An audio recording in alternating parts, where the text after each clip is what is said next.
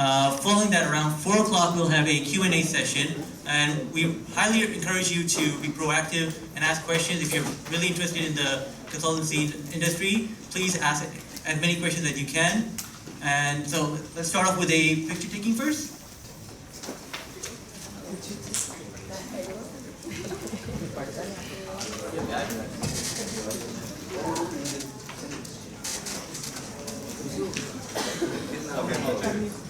Yeah, name please.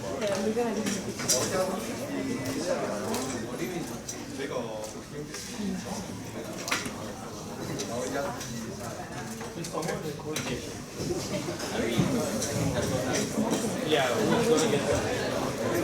No?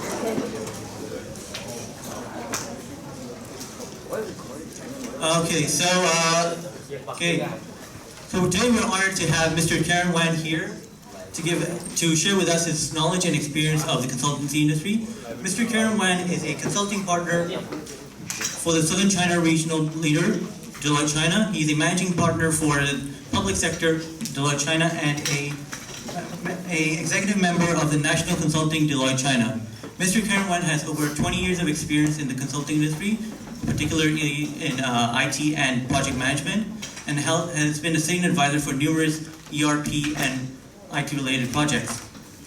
Mr. Karen Wan currently is overseeing the Hong Kong and Southern China consulting practice, and has been a key advisor in numerous projects. So without further ado, please join me in welcoming Mr. Karen Wan.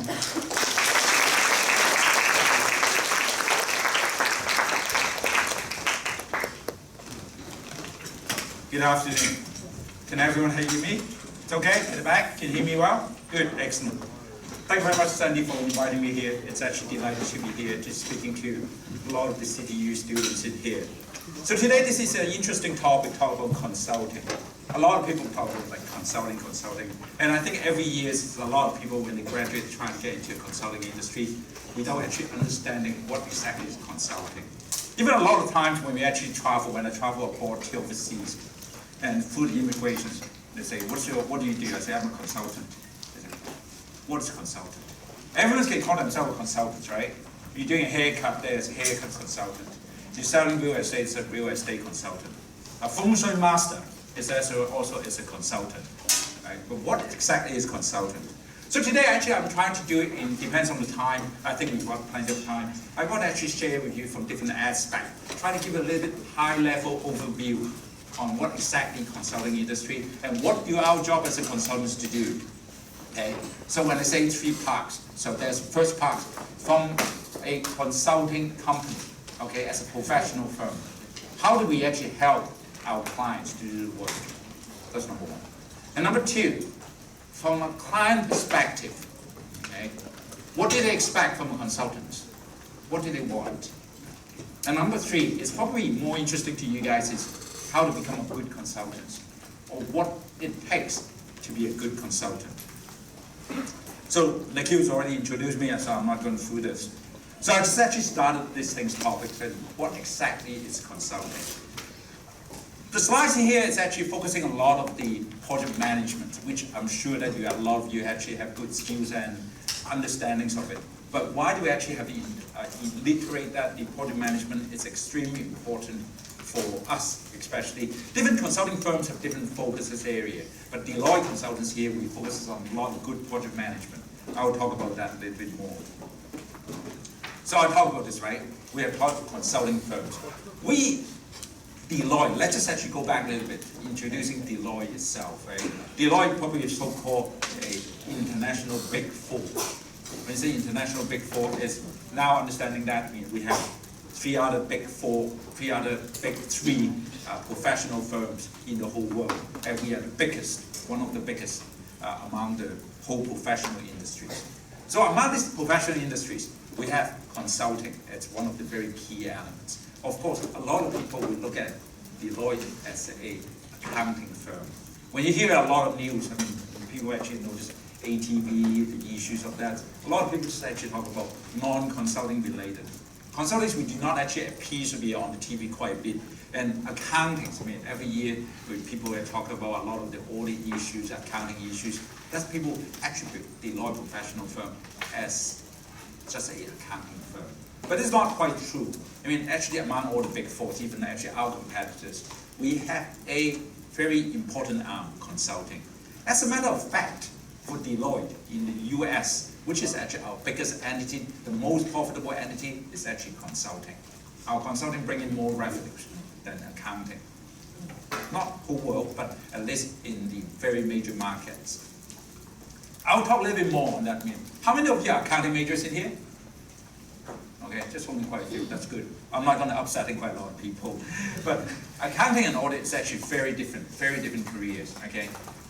You are suitable to become an accountant. You may not be suitable for consultants. I'll talk a little bit more at the end of the presentations. So, as a definition, right, a consultant is basically giving advice to our client. But why? Why do our client want to pay for the advices, right? You want a piece of advice, you ask your colleagues, you ask your friends, you ask your instructors, why did they have to come to us and pay? And I'll make it straight, we are not cheap, we are quite expensive, right? We are very expensive consulting firms, but why people still have to pay for this? What do they get from us that they don't get from the other people? And very honest speaking, I started my consulting career many years ago when you guys are still really young, some of them probably may not be even born. At that time, it's quite easy. Why is that? Because the internet is not very popular at that time. So a lot of the information, you don't get it easily. But nowadays, a lot of times you don't understand the issue. You go to Google, you go to YouTube, you go to whatever, and find the information. Then what is our value? If everyone can do the researches and find the answers themselves, and consulting, we don't have a value. But we do have something that they don't have, which I'll talk about that. So I just had to talk about what are the typical projects that we do. So basically, just within consulting, within Deloitte Consulting, we have three major sectors or areas, service areas. We have strategy and operations, we have human capital, and we have technologies. And this is the service areas. Within the service areas, we have many different service lines. Strategy operations is probably the most easy one. I mean, you're doing strategic work. You're doing operational stuff, which is probably related to your courses in here. Human capital, we do compensation, change management, organization structure, and the like.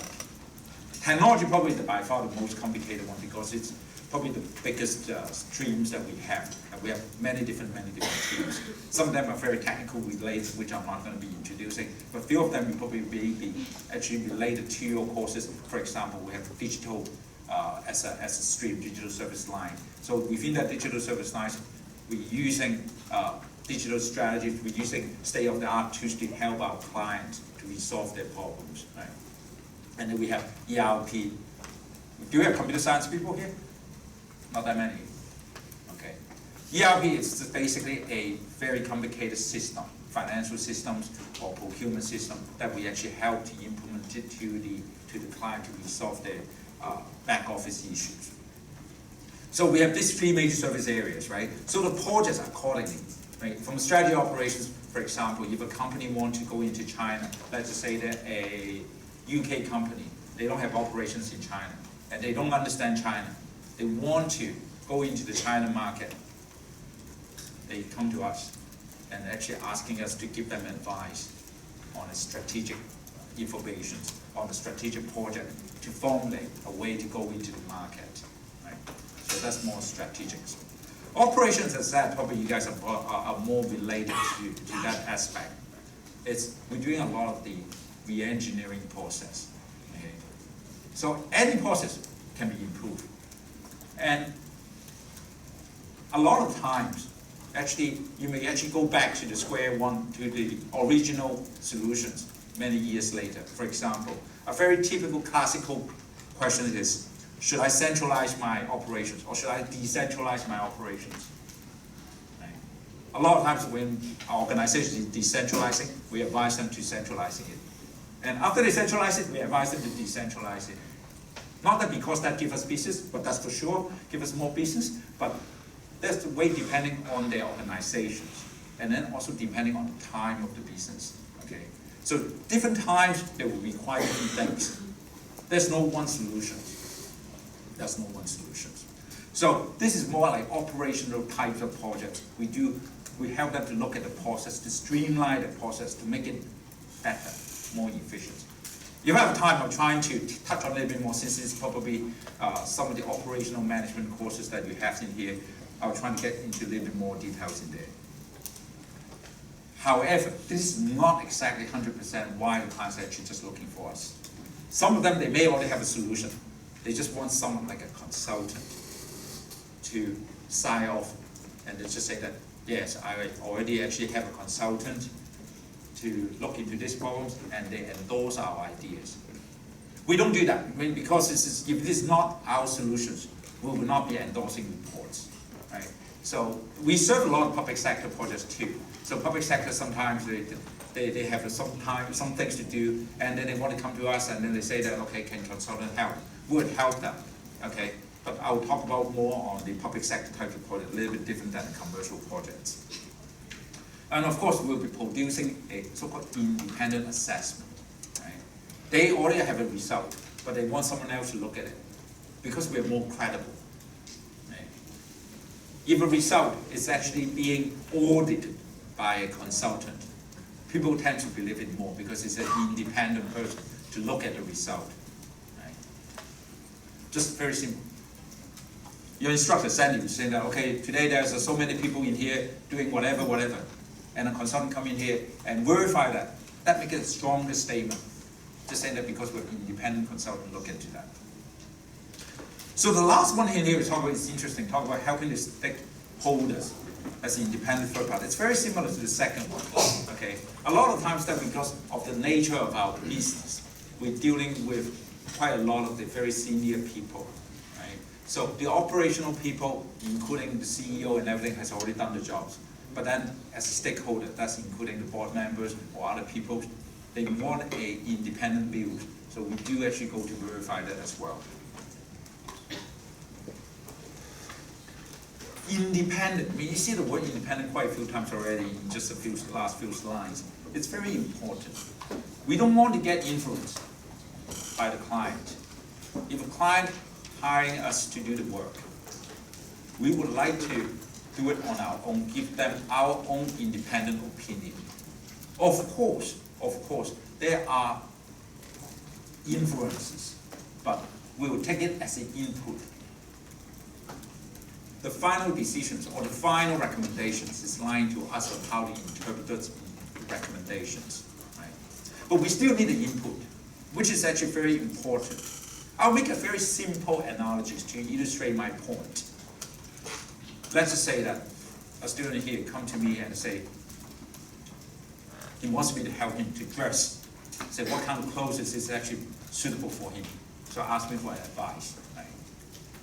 I can go away and formulate something based on his look and everything and come back.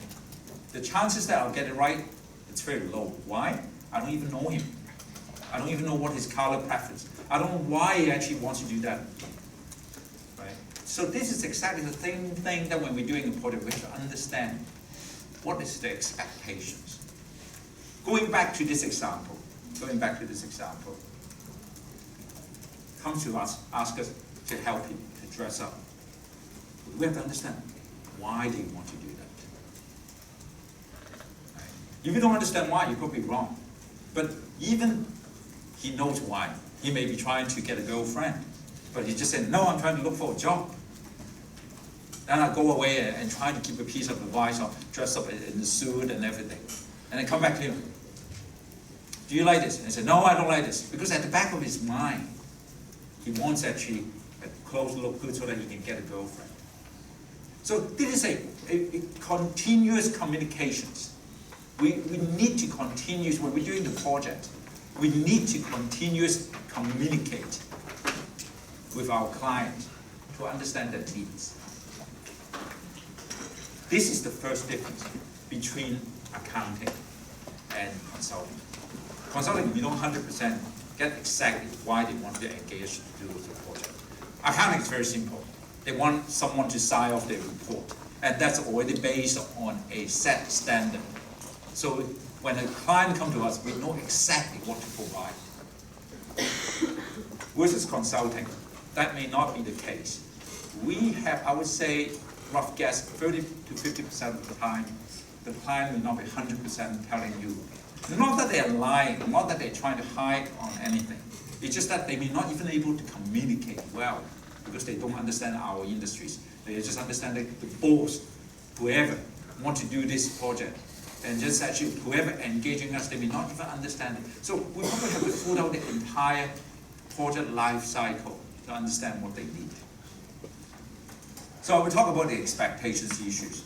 And then the 3 points that I list about in here, information gathering, insight, and best practices, are probably the one of the most important reasons why clients are still looking for us, despite now they can actually get a lot of the information from the internet. Because we operate as a global firm. We have a lot of insight. I help different companies. I help different banks. I help different computer companies. I know what is the industry knowledge. I know what is the trend. And a lot of the competitors of our clients, they do want to know that, what's going on in this industry. Sometimes they be so direct. I mean, I have met a client. They say, oh, you have worked with our competitors in Korea. Can you tell exactly what they do? Of course, we cannot do that, right? Every piece of the work we have confidentiality. We cannot able to disclose it. But back in their mind, a lot of times they do want to know what's going on. They, of course, depends on how smart they face this. They can be very smart.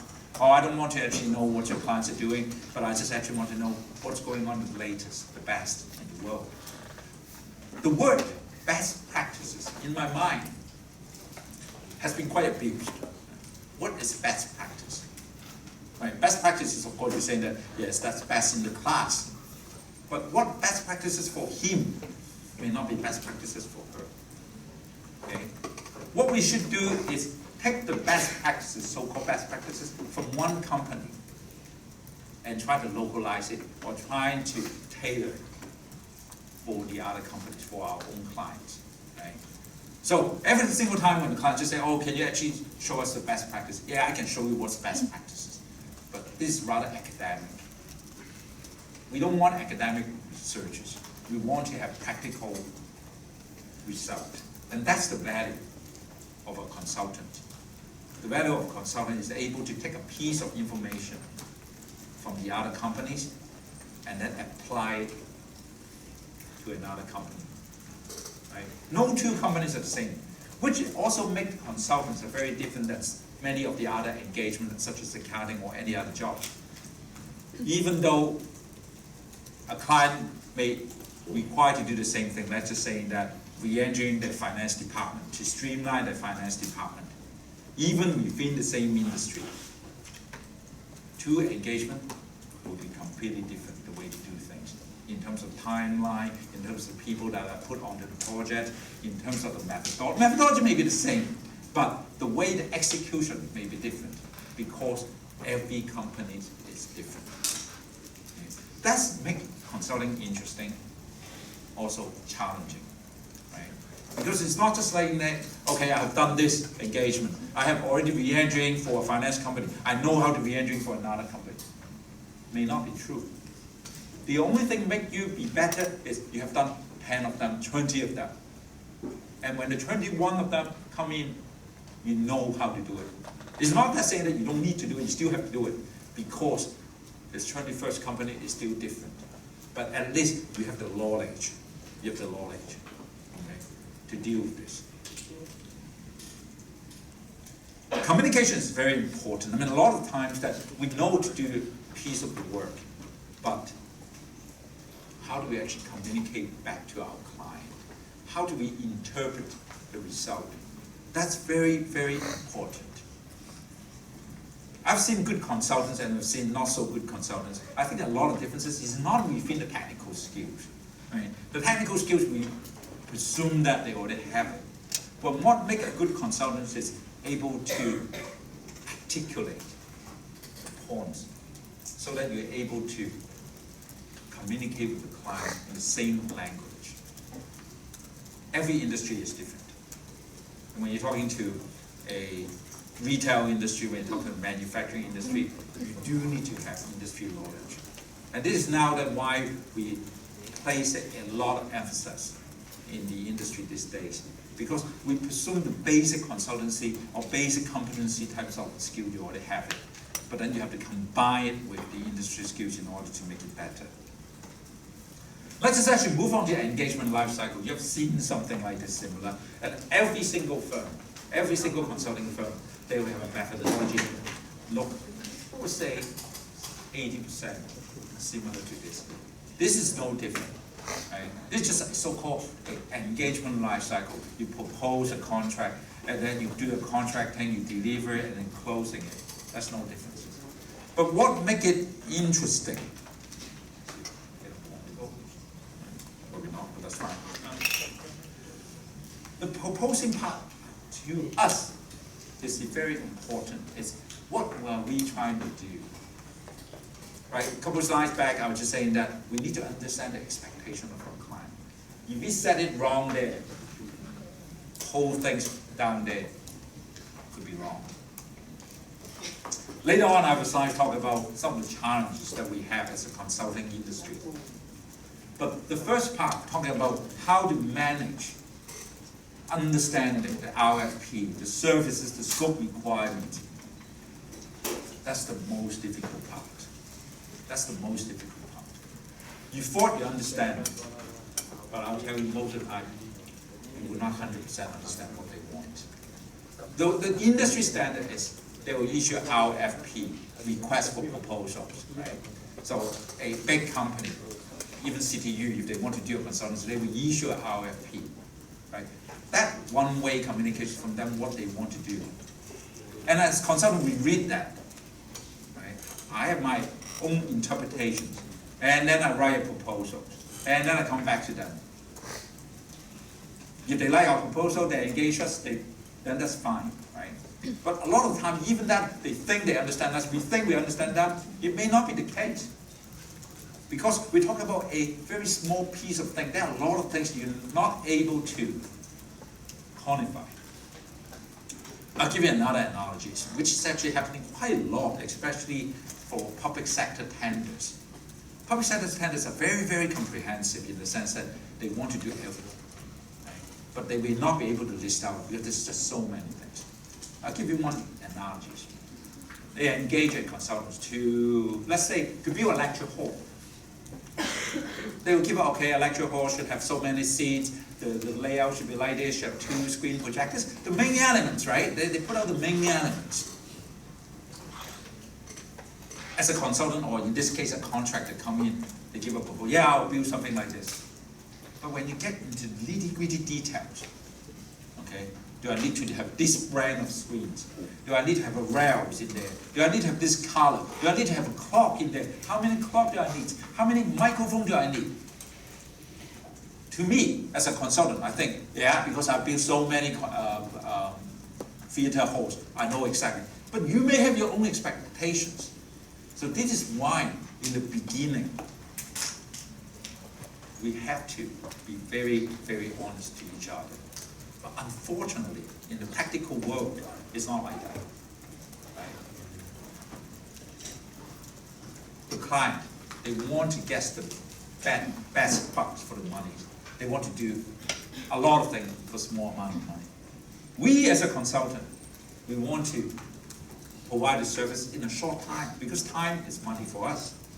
And so that we're able to win the project, do a project, and get a bigger margin, a profit margin. We know that because we're consultants, right? This is our life. We do this every single day. And we know that this is something that should not be within the scope. But we may not be telling the client. But that's wrong. I always educated my teams saying that you have to be very explicit to talk about what is in the scope and what is not in the scope. A lot of times it's like when you're doing proposals, you put down, okay, I'll do A, B, C, D, E, F, G, whatever. But you never list out what are not in the scope you're going to do. Very likely, the things not in the scope are way, way, way longer than the things are in the scope. Right? But we do, as a consultant, we have to list out. And a lot of the times, I think consultants make a mistake. It's just saying that, I know that this is something that's a common sense. Yes, it's common sense to us because we're doing this every single day, but may not be common sense to our client. And that's something that we have to. So that's actually on the proposal stage. We really have to clear this out. Contracting, believe it or not, is not as easy as you believe. Yeah, just do a contract.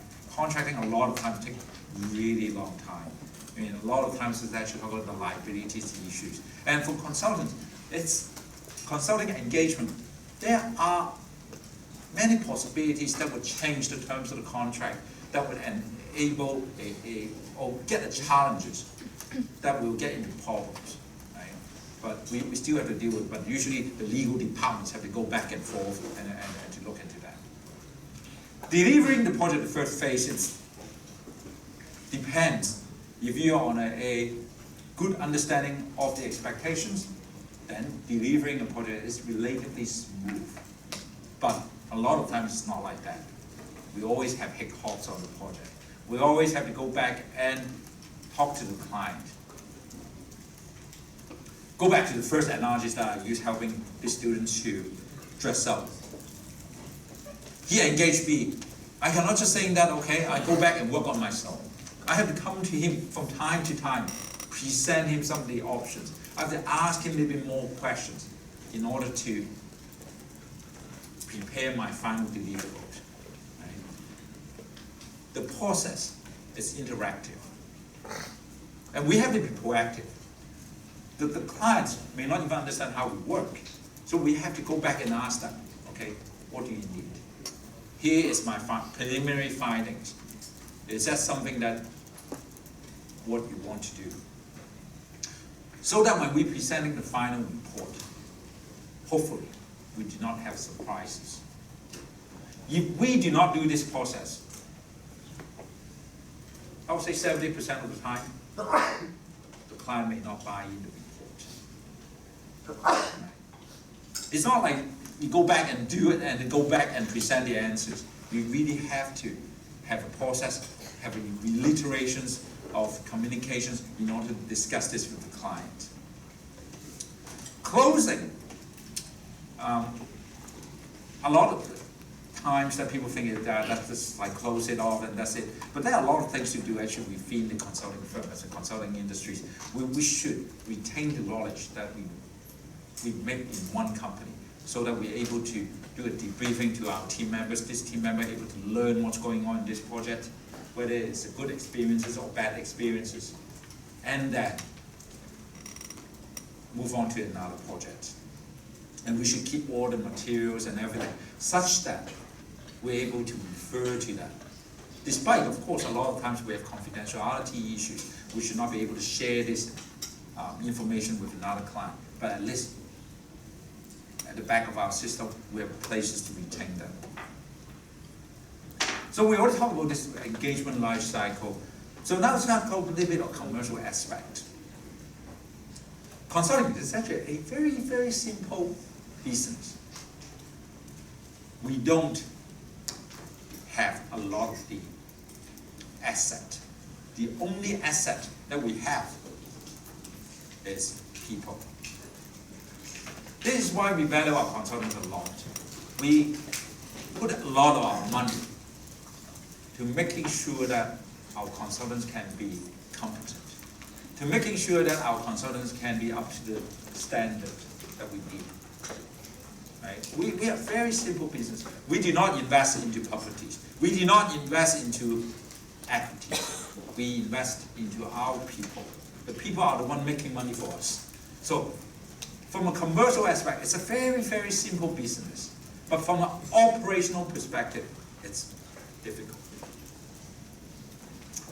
In Hong Kong, I have around 250 people in my team.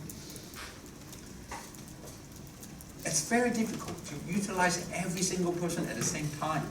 People coming off of a project, people going on into another project, people have different skill sets, people requirements are different, locations are different, and everything. Doing this type of logistic management within our own operations, it's a nightmare. It's not easy. right? And we have so many different people that are trying to sell business, where people deliver the business, where people working on proposals. How do we coordinate this? And how do we make sure the project's actually going on without any problems? When I say problems, mostly financial problems. Honestly speaking, technically, it's not difficult at all when we're actually doing a project. It's not, most of the time we do not get failed on technical issues. Technical, honestly speaking, I can go to the Googles and find the answers too, right? But why the clients want to actually using us? Go back to the fundamentals, project management. We know exactly how to manage the entire process, from the very beginning of the project to the end of the project. You may think this is very simple. What's so difficult managing a project? But there are things, if you haven't done it before, you do not know it. And there are always hiccups. There are always things that are beyond your expectations, beyond your control. And that's the time that the value of a consultant comes in. We know how to deal with the issues. When an issue comes up, how to deal with that. Right? Especially our consulting projects, a lot of times we're presenting ideas that are changing the operations and this and that, which require a lot of discussion with the stakeholders, and every single stakeholders, they don't want to like it, what are we going to do, right? I mean, a typical project, for example, on operation improvement, and we have talked to many so-called senior person stakeholders, and each of them, they may have different ideas. How do we as a consultant facilitate it and give our final answer? I will not be able to satisfy every single person, because every person would have a different expectations or have a different mandate. But from a consultant, how do we convince them what is the best processes that enable the client to move forward? That's our value. Profitability is actually very simple for us. I mean, I'll just actually very quickly go into this. Is we using a charge rate, right? So every consultant, when we're actually doing a project, where I put a team of 5 people on a project, and every person have a charge rate. But in this time of the day, a lot of the projects are so-called fixed fee. They don't do by, we have 2 types of engagement. We do it by time and materials, or we do it by fixed fee. Time and material is, I work for 1 hour, I bill 1 hour. Fixed fee is easy, right? I mean, just no matter actually what do you work, I actually only get paid on one fixed lump sum. What's the differences? It really depends on the types of the engagement.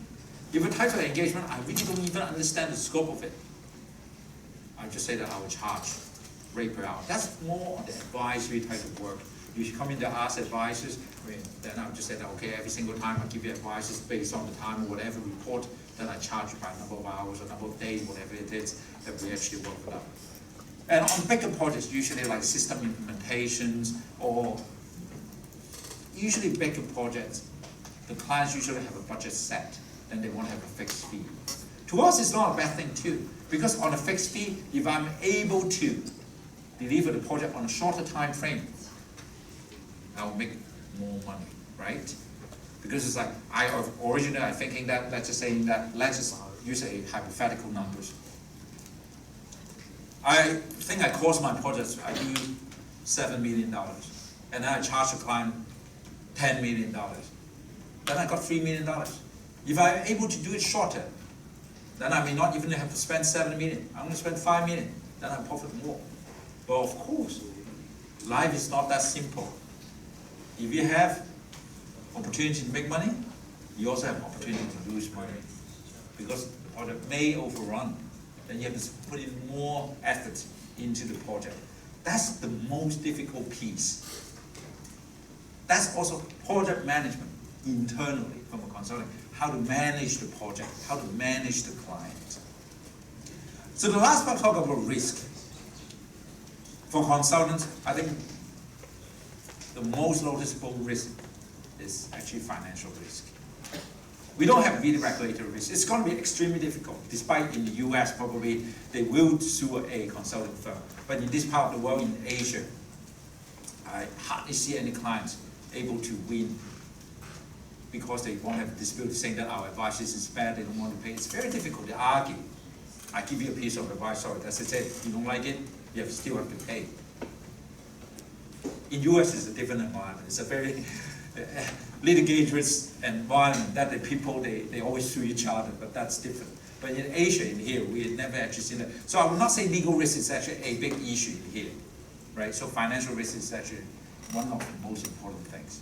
Reputation is another thing that's actually going to be very important for us, reputation risk. A lot of times it's actually based on word of mouth, right? When I was just yesterday visiting Exchange, Hong Kong Exchange is one of our clients. We were talking to them, and they said, well, we're doing a very good job, so they also recommend us to Singapore Exchange. That's how we get business. When we serve the client, and the client like us. And the client, they probably have their own friends, right? Then they would just say that, yeah, when I want to do a business, should I use whatever companies? Oh, Deloitte is doing a good job. Let's just use that. So that's how we actually making sure that the reputation is very important to us. We don't want to ruin our reputations. So we already talked about the engagement life cycle. I mean, these are just some of the things in here. Given the time, I will not be going into a lot of these things in here. I just only want to go into the 1, 2, 3, 4, 5 change control. I would say, after so many years doing different projects, change control is one of the most important elements among all these things. The other things are all important too, because they are given. But why change control is important? Every single project, you need to have a process to deal with change. What is change? It's if there are things that changes, you need to have a process to deal with that. I'll give you a piece of example actually related to the project. A lot of the consultants, my junior people, also make mistake on that as well. Let's say a client engages us to do a project to write 5 reports on whatever things. And the clients one day come down saying that, you don't need to write the 5th report. Instead of the 5th report, you do something else. It's going to use the same effort. From a costing perspective, yes, you're no worse off, or you're no better off, right? It's the same. You spend the same effort of doing this. But from a contractual perspective, there's a risk. You're doing A, B, C, D is the same with the E. That's what I promised to do in the contract. If I take it out and do something else, and I don't document that, and at the end of the day, there's a problem. Who is going to be responsible for that? So every single change, we need to document. We need to put that onto a paper. What exactly? We take out this report number E and put in report number F in there. Despite the mandates could be the same, no change in the payment, no change in mandates, I still have to document that. So that's very important in terms of the change control. Talk about project communications and everything, I'm not going through that. Again, project management. A lot of these key areas, you're probably very familiar with that. I'm not going to go through that too. So some of these typical project risks, right, and start getting into the scope creep issues. Why there's a scope creep? Scope creep is, as a definition, it's like when there are things that you're not expecting to do. We as a consultant think that we don't need to do, and the clients think that they need to do. How do we deal with that? And why is that happening? It's because the expectations are different. You have probably heard that I have talked about the word expectations quite a lot. And this is the most important thing, how to manage the client expectations. The client comes to us, they have expectations on doing certain things. And we have our expectations on how to deliver the project. But if these two expectations are not matching, even your things, so-called delivering better than what the client is asking for, they're not going to accept it. You're giving them something. Yeah, you think it's better. I'm giving you something better. No, this is not what I want. I want something else. How we are able to manage it it's an art. We need communications. And we need to understand the industry. We need to understand what the client wants. Right? Sometimes through formal communications, sometimes through informal communications. We have to actually go to talk to the client informally, not just actually on formal meeting, sitting in the boardroom and just saying they're asking questions. Off the meeting, we still have to talk to them. This is why I prefer to work on site on a client. Despite at this stage in Hong Kong, unfortunately, sometimes clients say, sorry, I don't have space, can you work back into your office. When I plan my office, I don't usually plan a lot of space. I mean, usually I plan it as a typical ratio. It's 1 desk for 4 staff. But in Hong Kong, I have to plan more because many times our clients, they actually don't have space to work in. But I still want to have our team to work more on site because that actually easy communications both ways. Right? Here, list out some of the project risks in here, right? So understanding of the scope, so that's the scope creep. Access to client management and staff is restricted. This is I think it's okay in Hong Kong, it's not too bad. In mainland China, it could be a little bit challenges. Mainland China is still seeing a client. They expect that I engage you as a consultant. I pay you, you do the work. Don't come to ask me any questions. That's not the way we perform. Consultants, we need to have time-to-time communication. We need to work with them together. Even, yes, I have a lot of good knowledge on the industries. I have very good knowledge on the processes. But no one understands the company better than themselves. We have to work with them. Right?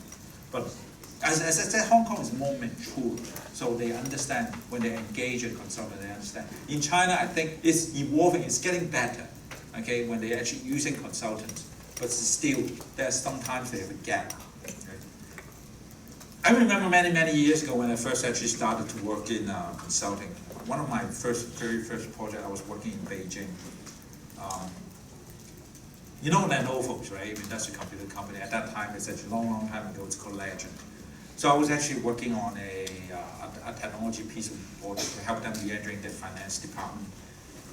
The project sponsor was the wife of the chairman at that time.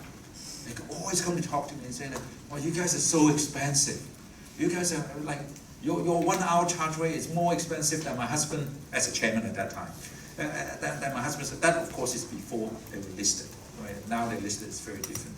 So they have an expectation. Consultant is very expensive. You guys should produce a lot more. Don't ask my people to do the work. Right? You guys come and advise us.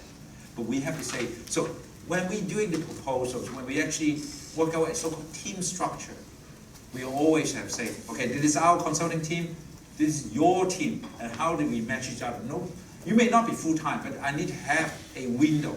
Okay, I have a project manager, you need to have a project manager to work with us together. I have a project team member, you need to have a project team members working with us together.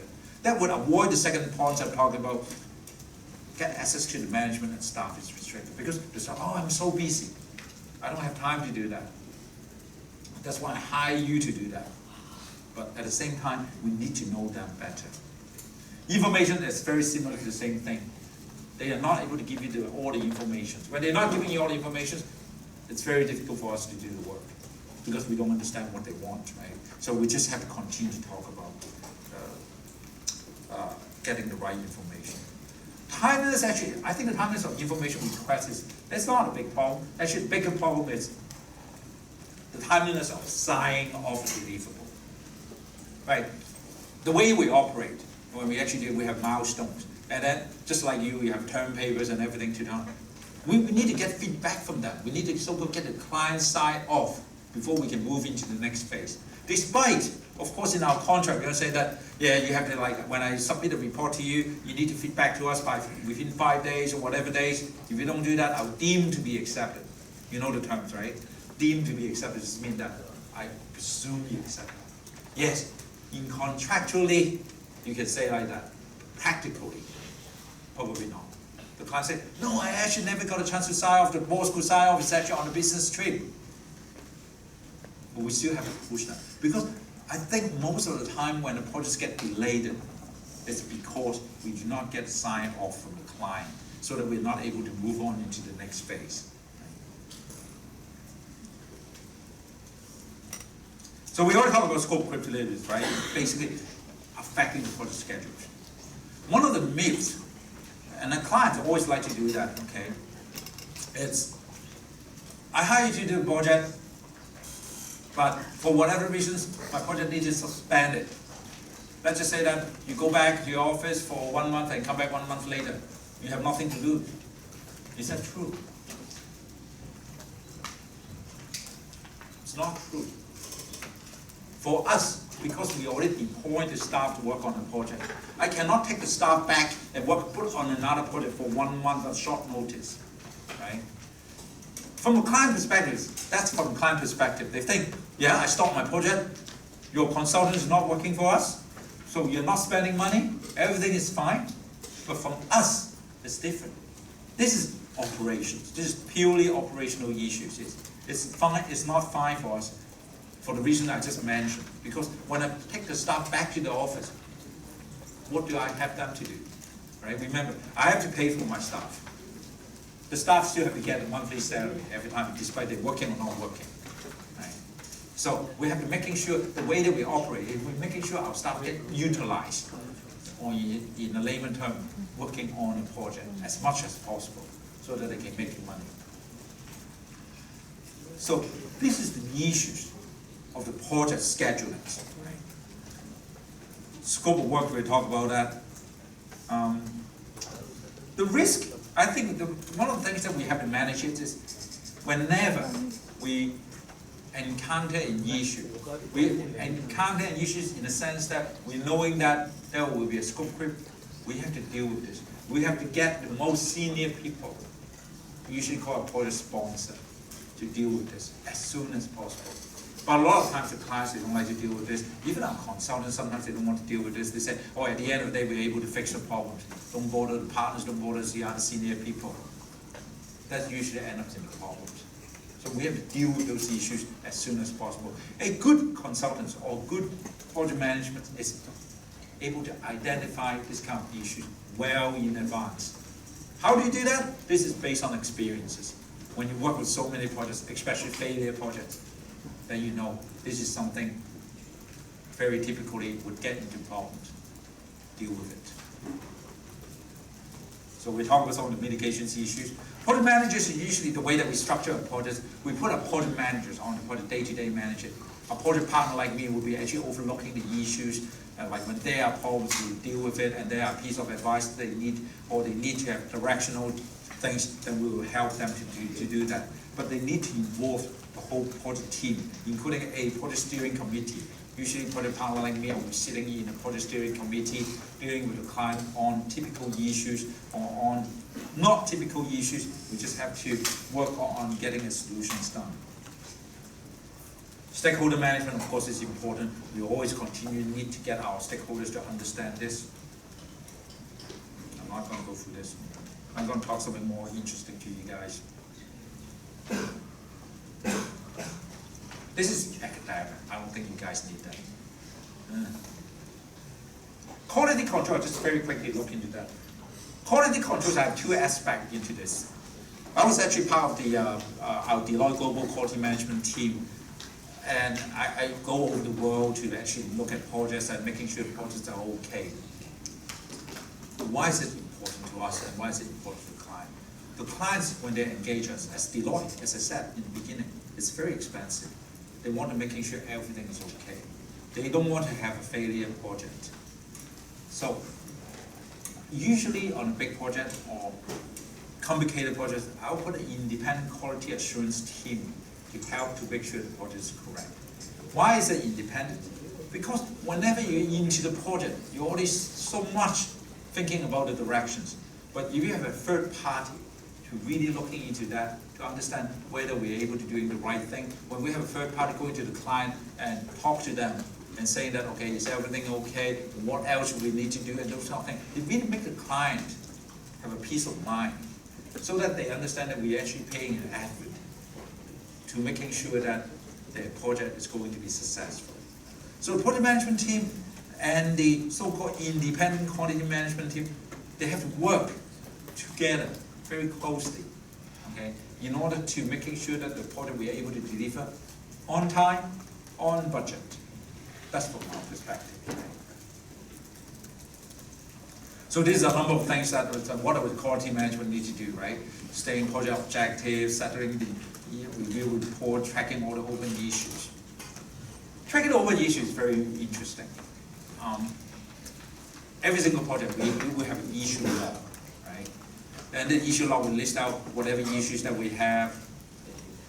I've seen, I've done hundreds of projects, hundreds and hundreds, but I've seen people actually doing an issue log without actually putting down what is the mitigation strategies, without putting down who is the responsible owner, without putting down when is the time they need to close off this issue. Those are all important elements I just mentioned, right? You need to, when you have an issue, you need to have a responsible owner. You need to have a mitigation strategy. If there is one, you know, then you just have to say this pending, but we need to have a day to close that off. We cannot just have that continuous open. There's always a critical milestone when the issues, if not deal with it, it will become a bigger issue. Right? And that's what issue log is for.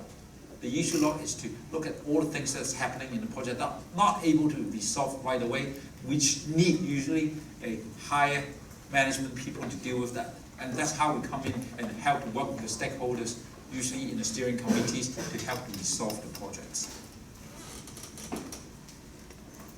I have 3 cases in here, but given the time, I'm not going to talk a lot of these cases, but this is a very typical project that we actually do. Business process and risk mechanism improvement, right? This is actually it's a listed company in the Shanghai Stock Exchange. It's basically, we help that company to look at some of the processes that we actually help to improve. Go back to the very first question. Why do actually clients want to engage us? Because they cannot do it themselves. Why they cannot do it themselves? They may not have certain knowledge. They may not have the insight on certain areas. This one particular has to do with some regulatory issues. Because we have worked with many different regulatory bodies, we have worked with their competitors, we have dealt with this kind of issues. We know the insight, how to interpret certain regulations.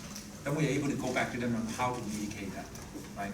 The value, as it says in here, that we actually bring it down is to, we look at a broader scope of things, that we're able to tell them what are the things that they are not focusing into, and how we're able to change that in order so that they are ahead of their competitors. Usually when a project starts, they will list out, depends on the projects, but some of the projects they will list out what they want to achieve at the end of the project. What is the objective of the project, right? When you say we engineering projects, right, a lot of times, unfortunately, people just say, okay, streamline my financial teams. Now I have 100 people in my finance department. Can I streamline into 30 people? I just actually recently finished a project. That's the objective of the project. It's basically, they call it streamline on the financial processes. But basically, it's saying that I have too many people in my finance department. Not necessarily we say that we are going to fire them or terminate them. We just actually have them to do something else. How do we actually do this? We do the so-called activity value analysis. We look at each of the person. We look at the output. We look at the process to see if there are any redundancies. And then what we usually do is bringing in technologies. That's why in the beginning I said the strategy, operations, human capital, technologies, they're all closely related. Because I need to bring in technologies to help them. A lot of things that they don't actually have the technology to help them years ago, now they may have technologies to help them, that they're able to do it faster, more efficient. And that's how we're able to help some of the clients. A second example is also very similar. This is on an airline, on a business model transformation. Why did I actually take this airline? Airline is actually aviation industry. It's a very niche industry. I mean, they have a lot of their own operational issues that not many people can deal with it unless you have worked in that industries. Right? This is a big transformation project that actually we're actually working on. When we look at the growth, we look at the external changes, we look at the internal limitations. Right? So again, the value that actually we bring into this kind of project is, this one in particular is, we look at the competitive landscape. Right? We look at what the industry is going to be going forward. what are the trends? What are the things that they need to do in order to change their business model? Last case here is actually one of the largest retail companies in the world. SAP AMS. Oh, by the way, if you're interested in consultants, there are a lot of acronyms. So many of them. SAP AMS, this is already one of the most simple acronyms. Anyone know what's SAP? It's a software company. It's a German ERP company. You know what is AMS?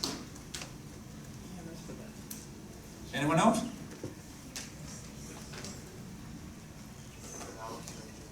Sorry? No.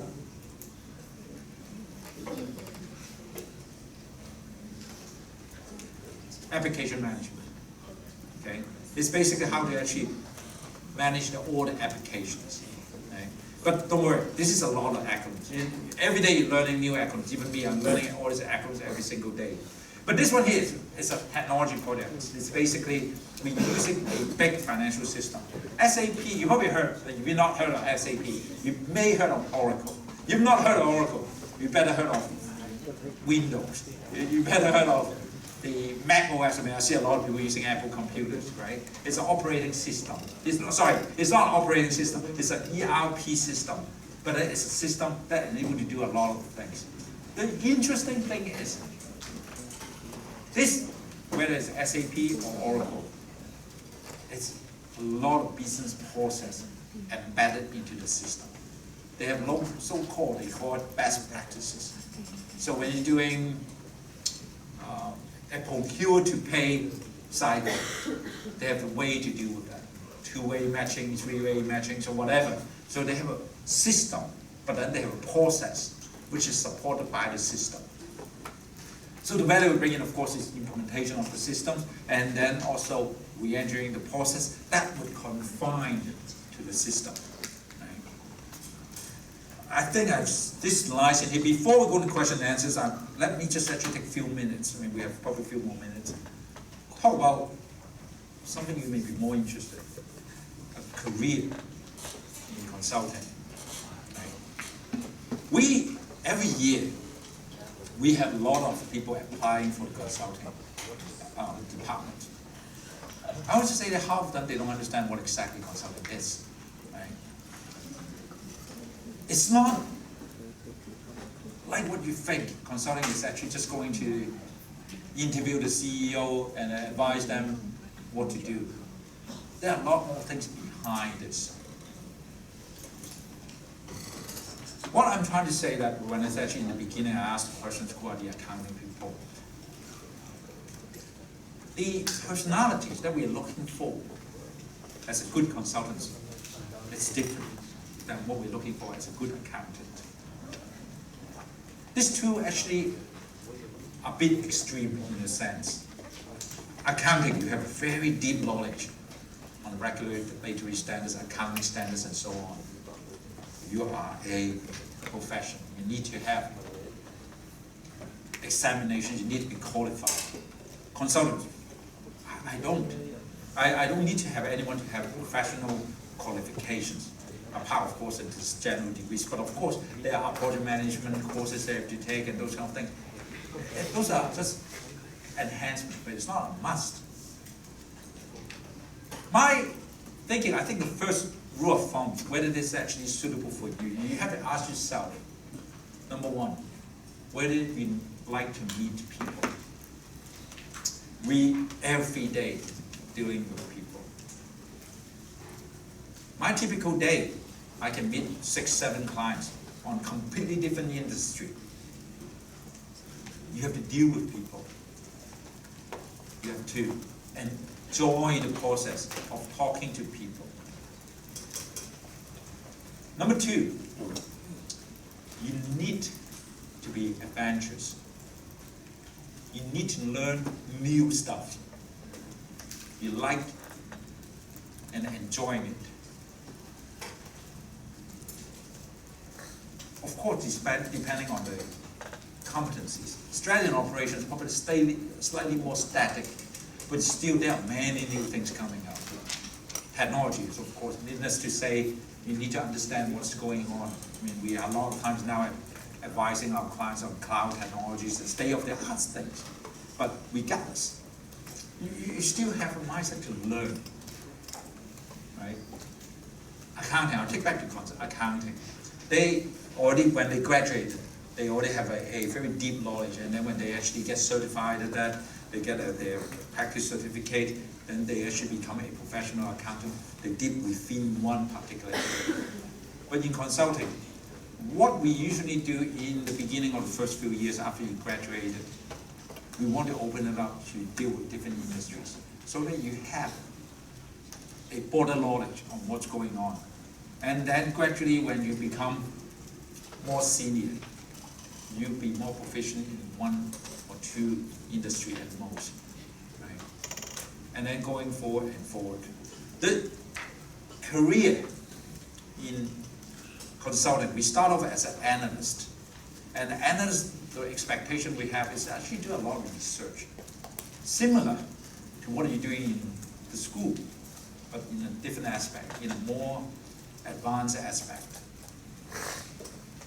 Doing research in a project and help out to understand what's going on in there. As you progressing to become a consultant, senior consultant, then you'll be leading certain streams of the project and become a project manager, managing projects, senior managers, to managing more complicated projects, director leading a large-scale project, to an engagement partner, to managing partner. It's basically every single step we have different expectations so that we're able to help out the client. Right? But to you guys, whether you actually want to become a consultant, you have to understand, asking yourself, do you understand what is a consultant? And do you really like it? It's long hours, but in Hong Kong or in anywhere, is there any work that doesn't require long hours? Right? All the work you actually have long hours anyway, so I don't think it's an issue. The interesting thing is actually when people are asking how to deal with the work-life balance. My answer to this, you may not like it, you probably, please don't quote what I'm saying. I think it's actually pretty balanced on a consultant because you're enjoying what you're doing, right? So from 9 to 5 you're working. After work, from 6 to whatever a.m., you're working, but you're enjoying, so it's quite balanced. Don't laugh, because this is very important. You really have to enjoy it. You really have to have a passion before you're getting into this career. Right? But I think it's, regardless, I think it's still a very good career for young people. You will typically seeing more things, working on more things in a much shorter time frame than any other career that you would have. Even you go into a bank to work in a management trainee, I think a lot of you probably want to graduate and get into a management trainee on a bank or certain big organizations. Even you work for Hutchison, it's a big group of conglomerates, but you're still limited in certain industries, certain areas, right? On certain management culture. But when we work on, as a consultant, it's unlimited. You have seen, you probably, I'm not sure it's now, but because it changes all the time. I send people to West Africa on a project that you'll never, those kind of places, you'll never go on your personal basis. There's absolutely nothing to see. You'll go to places that where the business are. But it's interesting, it's wide opening. I've been to so many places all over the world, I would not be imagined I'll be going if I'm not a consultant. Right? I lived in Korea many years ago. That's before K-pop was even popular. I lived in Japan for many years. That's all because there are needs. And this is why that if you want to join as a consulting, join in international consulting firms that actually have operations or have business all over the world, such that if opportunity arises, you are able to benefit from that. I think it's time for questions and answers. So I'll open it for any questions and I'll try to answer as much as possible. one more thing before you actually asking questions is, one thing I'm looking for in a consultant is I need people to be very proactive. I need people to know how to ask questions. Cannot be shy. If you are shy, you're probably not qualified as a consultant.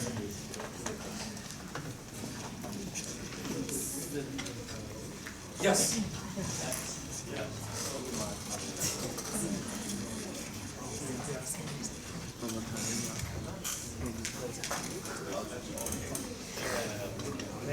I better use the microphone, I think, so that people in the rest of the class can hear it. Yeah. So obviously, with Deloitte, you're a big, renowned international firm. So clients go to you, right? But my question is, what if that were not the case? What if you were some unknown brand? How would you go about creating that trust that's essential for clients? How would you generate trust? How would you bring clients to you? Sorry, I don't quite understand your questions. When you say unknown brand, from what? Because due to the fact that Deloitte is really famous, right? Yeah, there's a natural trust that is created, and that is why clients go to you.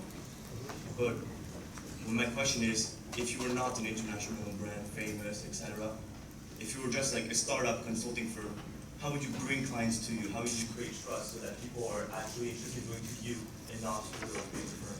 So you're asking that if you're actually starting a business, how to compete with Deloitte?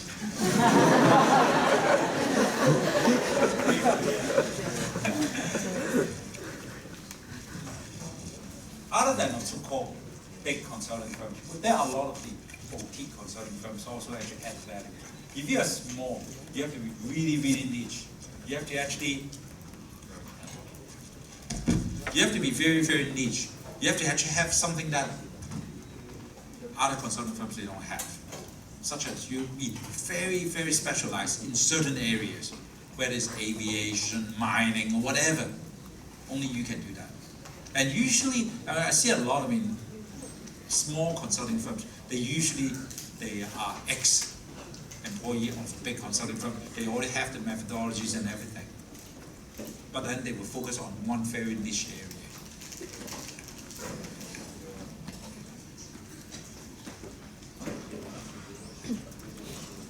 Questions? Come on, don't be shy. Yes? Way at the back.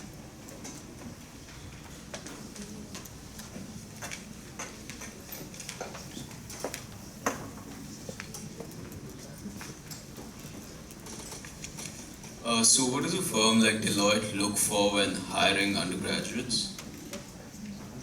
You obviously stated one as being a proactive personality, but I'm sure that's not the only criteria, right?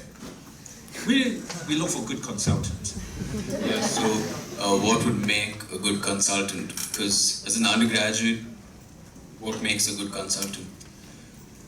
I think actually before we started this class, I was chatting with some of your students or your classmates. I think one of the things very important, you try to, some of the year two, I think a lot of year two, year three students, right? This is not just actually limited to your consulting career, but then actually it's actually for all the other careers as well. Try to do internship during your summertime. This is extremely important. Nowadays, especially now, when you graduated, there's so many applicants coming in every single year. And when we look at it, everyone's the same, honestly, right? When you look at it, of course, we're trying to pick up the so-called better grades, but then even better grades, they're all the same.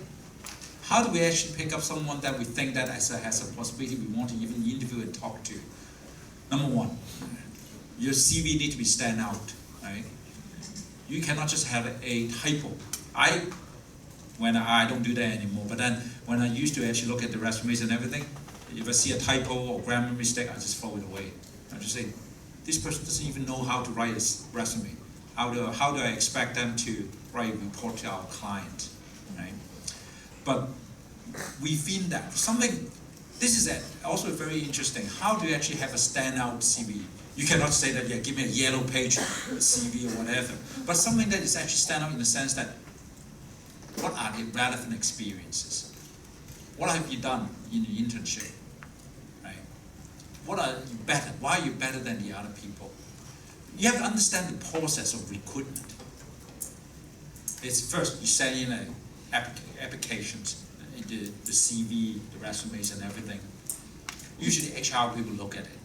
The expert review look at just based on very mechanical way to look at, pick out some of the things that thinking is better. But what is better? We don't even look at the person, without even talking to a person. But unfortunately, that's the way it is in the world. It's a cruel world. I mean, we only based on certain limited information and selected so-called a better people for us to start to do the interviewing.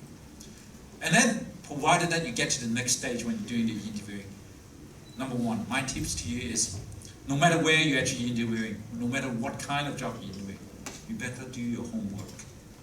You better understand that company. I have interviewed some students. I said, do you understand Deloitte consulting? Not really. Do you actually want to work in here? You don't even understand the company.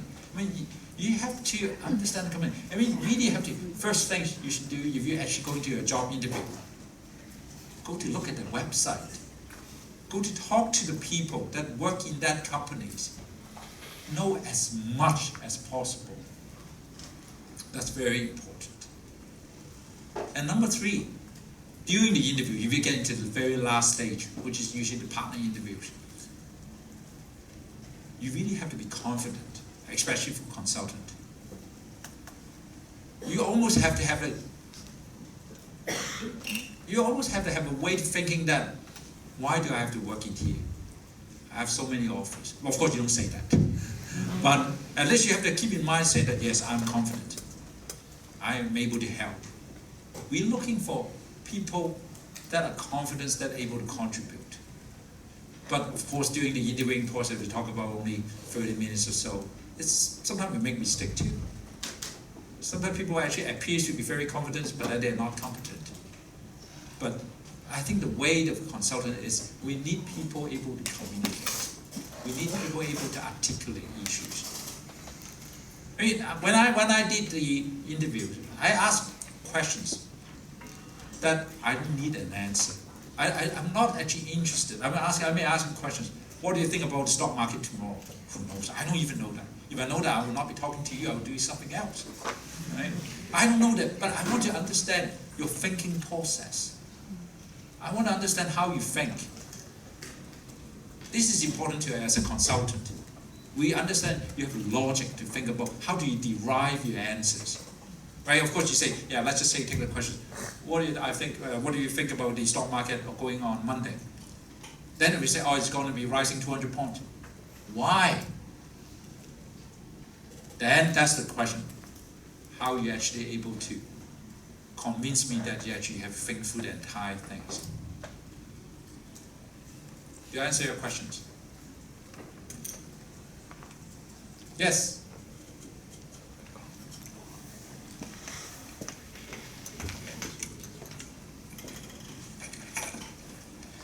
Yes, I also wonder when Deloitte recruit the consultant, which kind of measure Deloitte will show preference to, such as accounting or finance. And one more question is that supposing that I'm working as an accountant and do auditing job in Deloitte, if I can justify that I'm quite qualified for the consulting job, whether I can switch to the consulting fields and working as a consultant in Deloitte. Can I switch easily? Okay. Yeah. So the first question, usually our timing is like every September when we start to do the recruitment talk. I think we do come into CTU to do recruitment talk as well.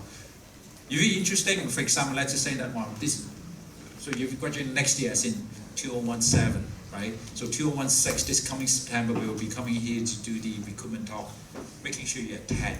Meet the people who are presenting, talking to them and everything, and submit your applications. I think the time that we're starting to do the interview is probably around December. We probably make an preliminary offers by around January or February for the July intake. So that's a usual time frame. Yes, we do accept transfer from different departments, from accounting department into the audit. But usually I only take the people who are slightly more junior, because as I said, it's a different career model. The more you're into accounting, it's going to be more difficult you switch into a consultant. It's just a way of thinking are different. But the first few years it's fine. I do take some of the people from my other departments and to transfer into my department. But then usually probably less than the manager level. I don't think I've ever taken any managers above. Usually, so we talk about 4 or 5 years, at most 4 or 5 years experiences. You have to make up your mind if you want to change it. Any preferences of major? No, actually I don't have any preferences for majors. I mean, very honest speaking, even if you study religious studies, even study music, I'm fine. I mean, it's not the academic, I mean, it's not discouraging the things that you're learning. The things that you're learning is very important. The practical world is a practical world, right? The things that you're learning in the school just actually giving you the basic, giving you the understanding, the logic, so that you're able to take it into a higher standard. So it doesn't really matter majors, but of course, I think operation management would be something advantageous, because that would be proven that. Yeah, obviously I know where I'm today. So, but operation management does actually, because you can actually tell the people that you're doing something similar to what we're actually trying to do. So in the context of technical skills, we think that we probably have a better understanding. I'm not saying that you studying religious studies or music would not have advantages, but then there are some courses may have slightly more advantages. Yes?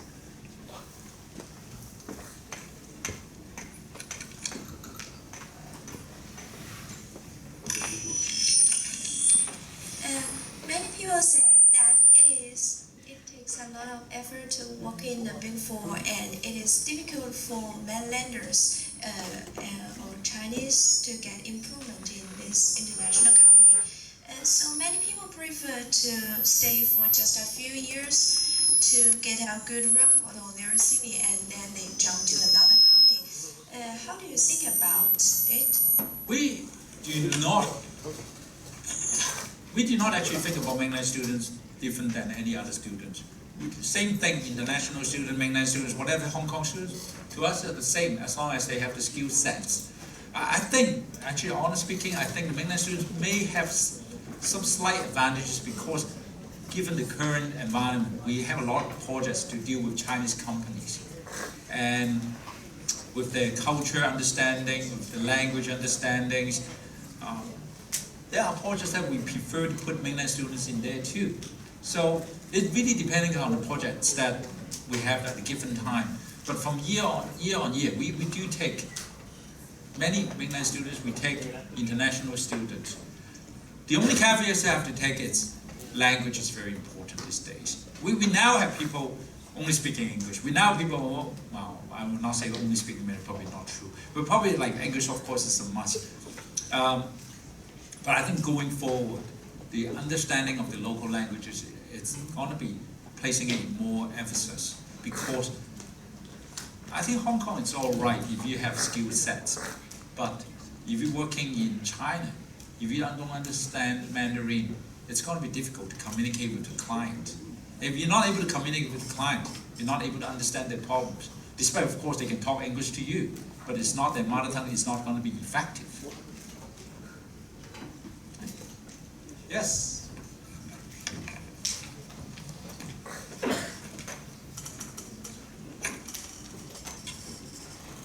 Well, you mentioned communication. What were some of the cultural barriers you faced when dealing with people from other nationalities? Because obviously you don't do business the same way like you do with a French person, than you do with a Chinese, than you do with an American.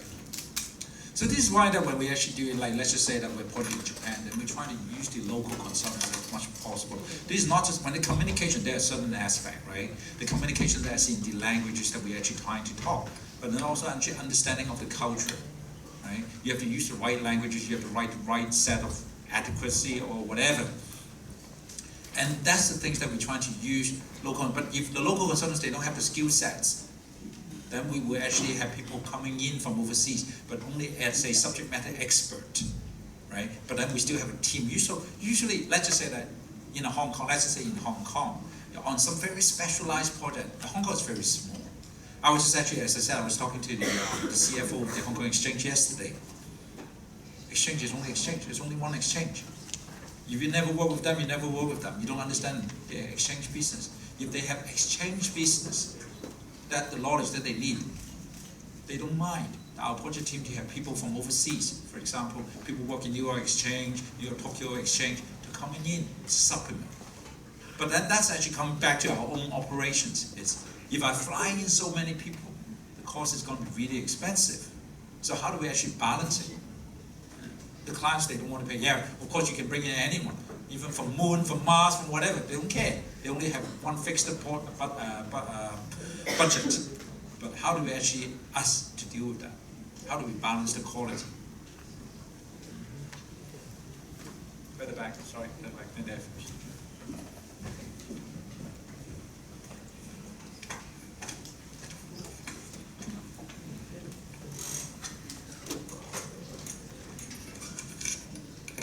Thank you. So you mentioned that the access to clients management and staff is restricted in many companies or countries. So how does Deloitte handle such problems? How does Deloitte handle such restrictions? I'm sure there's another plan.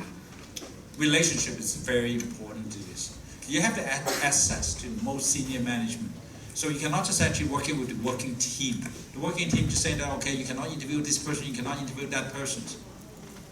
Number one, you set this out in the very beginning of the project. I want to talk to whoever. Failure to do that, this project can be failure, and that's not of my business, right? And second thing, you need to have good relationship with the client. Usually it's the most senior person. If there's issues, talk to the senior person. It's not trying to get the ladder and try to push it down, but then sometimes you just have to use it in order to get the job done. Sorry, there was a question somewhere there. Sorry. Thank you. Hi. I wanted to ask, you mentioned the methodology of your service is quite standard.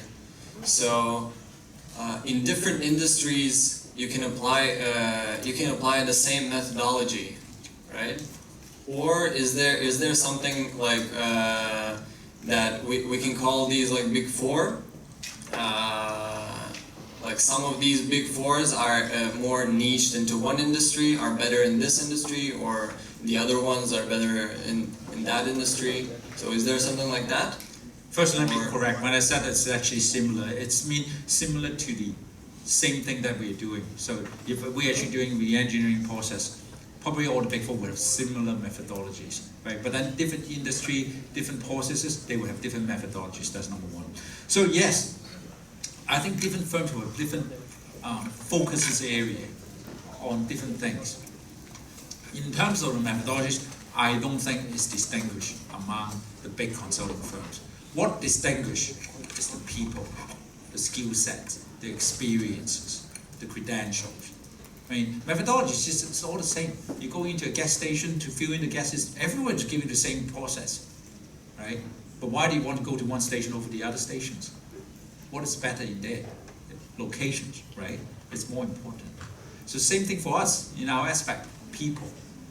Let's just say that, I'll just use hypothetical example. HSBC come to hire us. If they want to see Bank of America as one of the key competitors on certain areas, then we look at whether we have served Bank of America before.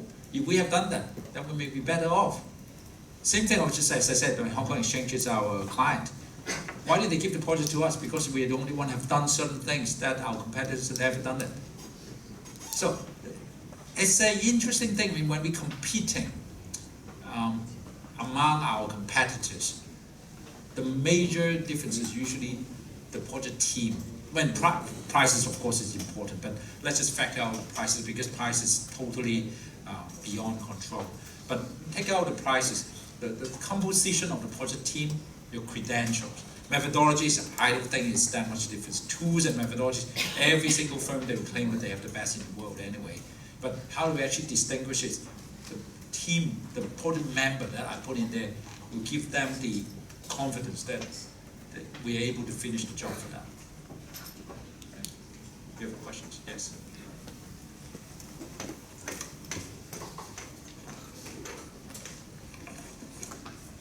Would you need to work with different professional or experts when you have a different project engagement in different industry? Absolutely, absolutely. We have to work with our internal experts. I mean, even in different functions. Like if we have some big projects that we need to have tax knowledge, we will work with our tax consultants. And if we have projects that we need industry knowledge, then we need to go into the industry and get them partnering with us. I mean, yes, we're a big company. In Hong Kong, we have, well, just the firm itself, we have almost like 2,000 people, just like the entire Deloitte firm. It's a big firm, but still within this big firm, we will not be able to have a single skill set of every single thing. So we do need to actually sometimes partner with other people. That's also from a commercial aspect, because that will enable us to have a bigger winning chances if we're able to partner with the right people. So really depending on the nature of the project. Hong Kong is a very unique environment, okay? In the US, it's probably slightly different. In the UK, it's different. Because let's just say that, I'll give you an example. Fire department is also one of our clients, but there's only one fire department in Hong Kong, right? If you haven't worked with them, you don't understand the knowledge, you don't have it. Then in that case, I have to work with someone in the industry, whether it's an ex-colleague from a fire department or our own expertise from other locations, right? But in US, it's different. I mean, you have New York Fire Department, you have LA Fire Department, so you can rely on each other. But Hong Kong, it's very unique environment. Everything is only have one of a kind. So you do have to work with and partner with different people. Yes?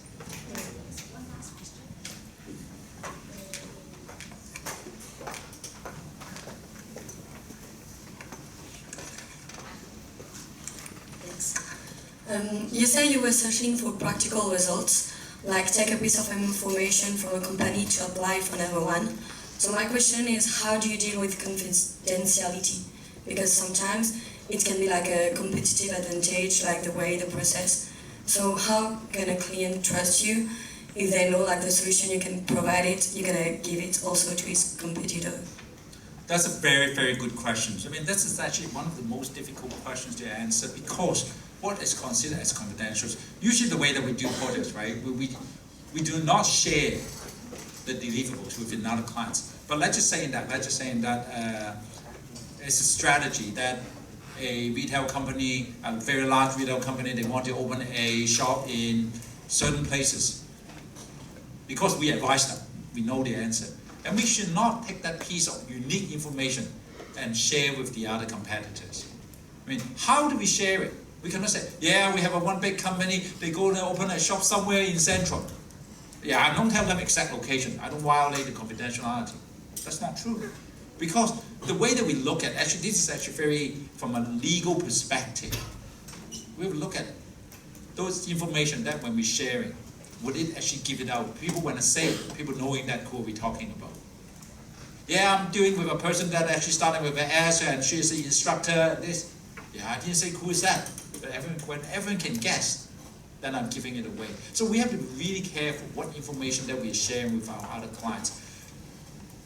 Usually, the strategy type of work would be more confidential than the other things. I mean, the other things is just actually implementation of operations. You will see it anyway, right? When I implement certain systems, you'll be using it anyway. So that's not really confidential. And then confidentiality is also have a time limit. Certain information would be considered confidential within this 6 months. But when 6 months later, it's not confidential because it's open to public. Right? Thank you.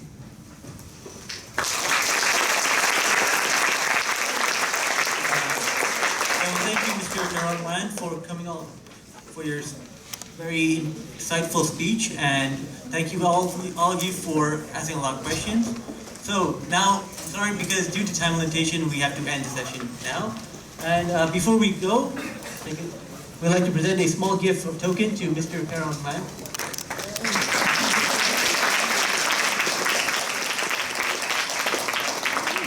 I hope to see you guys all in the interview process. Okay, just another reminder, please remember to submit your report about the workshop, and yeah, 2 weeks time. If you don't, well, you lose 10%, can't help you.